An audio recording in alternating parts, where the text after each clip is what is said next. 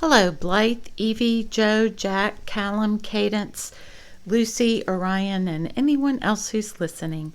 Welcome to Story Time. Today's story is 2 Ways to Count to 10, a Liberian folktale, retold by Ruby D., illustrated by Susan Mehta. So it begins. Long, long ago, animals were not so different one from the other. They were different colors, shapes, and sizes, just as they are today, but they lived together in friendship and in peace. The leopard was king, rich beyond telling, mighty in his power and wisdom. All the animals respected and loved their king. "Who shall I name to rule after me when I die?" King Leopard said one day to his beloved daughter. "I must seek out the cleverest beast in our jungle. I must find one who is wise enough to rule well. I shall make him a prince. Some day, my dear daughter, the 2 of you shall be queen and king." King Leopard was pleased with his idea, and he planned a great feast. His royal drums carried the news of the feast far and wide throughout the jungle. All the animals came as guests, and they danced for 3 days. Boy, look at all those animals dancing. At last, the king told them to make a huge circle. Stepping into its center, he called his daughter to his side. Then he spoke in a loud voice. "Listen, friends," he cried. "Some day when I am gone, another king must rule in my place. I will choose him now from among you so that he will be ready." There was a murmur of excitement all through the crowd. "I shall seek the cleverest among you, for your king must be wise. He shall be a son to me and a husband to my dear daughter. He shall share all my riches." Oh boy, they're excited, aren't they? Shouts came from the eager guests at the king's feast. No doubt each animal hoped that the good fortune would be his. Then King Leopard held up his hunting spear. "Look at this, my people. Watch." He flung the spear far up into the air and caught it when it fell to earth again. "With this spear I will test you. He who would be our prince must also throw the spear toward the sky. He must send it so high that he can count to 10 before it comes down again." There was a buzz of talk among all the animals. This would not be so hard to do, they thought. One after another they came forward to try their skill. But first each beast danced and sang before the king and his daughter. "I will be first," said the elephant. Pushing all the other beasts out of the way, the elephant danced clumsily. He was very big and his body was heavy.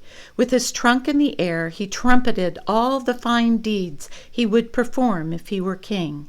"I will be king. I can do this thing," he said. With his trunk, the great beast threw King Leopard's spear into the air. 1, 2, 3, he began counting. Think he'll do it? But before the elephant had said 4, the king's spear dropped to the earth. The proud beast hung his head so low that the tip of his trunk dragged on the ground. He had failed. Next came the bush ox. "I will be king. I can do this thing," said the huge animal as he danced. "I'll throw the spear to the sun." The bush ox picked up the spear in his mouth. With a mighty toss of his great head, he flung it far, far above his wide gray horns.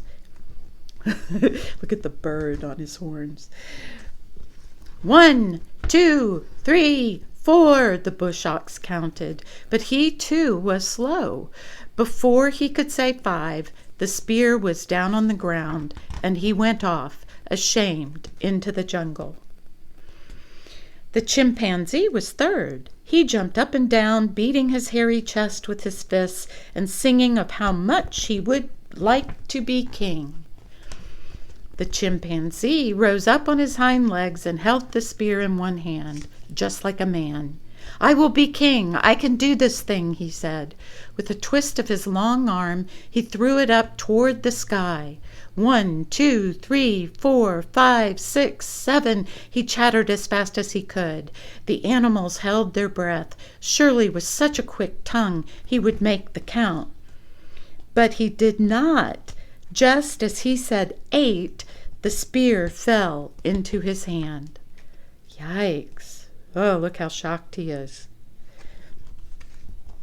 Then the crowd parted as the lion stepped majestically into the center of the circle. The lion had always wanted to be king anyway, and now was his chance to prove that he was the finest animal in the jungle. With a fling of his mighty mane, he danced and sang of his royal intentions. "I will be king. I can do this thing," he sang. Think the lion's going to do it? And as the other animals looked on in awe, the lion twirled his tail around the spear and threw it skyward with a thunderous roar. 1, 2, 3, 4, 5, 6, 7, 8, 9. Just as he said 9, the spear pierced the earth at his feet. The lion was furious. Off he stomped into the bushes. Oh my goodness, look at how angry he is. One by one, the other animals tried to count to 10 while the spear was still in the air. One by one, they all failed. "It seems I must look somewhere else for a beast who is clever enough to rule when I am gone," King Leopard said sadly. Oh, look how sad they all look. "Let me try to throw your spear, O king," came a brave voice from the crowd, and out stepped the slender Antelope. "I would like to marry your beautiful daughter. I will be king. I can do this thing." "Ho, ho, ho, ha, ha, ha!" The other animals broke into laughter. How could this weak and puny creature possibly throw the king's spear high enough to count to more than 2 or 3? How could he hope to succeed where all the other animals, even the lion, had failed? But the young antelope would not be turned aside. "I wish to try," he insisted. King Leopard nodded his head. "Who can say what any creature can do until he has tried?" the king said to the crowd. "The antelope may throw the spear." Look at how funny all the other animals think it is. So the other animals moved back to give him room. When the animal danced, King Leopard's daughter was very pleased. No one could deny that his steps were more graceful than all the other animals' steps. With a toss of his head, he flung the spear far up into the air. Before it could fall to earth, he called out 5 words. 2, 4, 6, 8, 10, he cried. "I have counted to 10. King Leopard did not say how the count was to be made." The king laughed and nodded his royal head. "No, I did not say how the count was to be made," he agreed. "And as everyone knows, one can count to 10 by 2s as well as by 1s. Remember, my friends, it is not always the biggest or the strongest, but sometimes the cleverest that wins the prize. The antelope has won the contest. He shall be king." At the wedding feast, which King Leopard gave for his daughter, the animals all cheered their clever new prince. The end. Wasn't the antelope clever? I hope you liked that story. On Monday, for story time, we will be reading The Poky Little Puppy. And you can see from the picture of this book that it is very old. It was my favorite book as a little girl. I got this book when I was about 5 years old, and I've had it ever since. So I think you'll really like it. So keep taking good care of yourselves. Keep loving on each other. Always, always love yourselves just the way you are. And never forget, I love each one of you to the moon and back. We'll be back for story time on Monday when we read The Pokey Little Puppy. Bye-bye.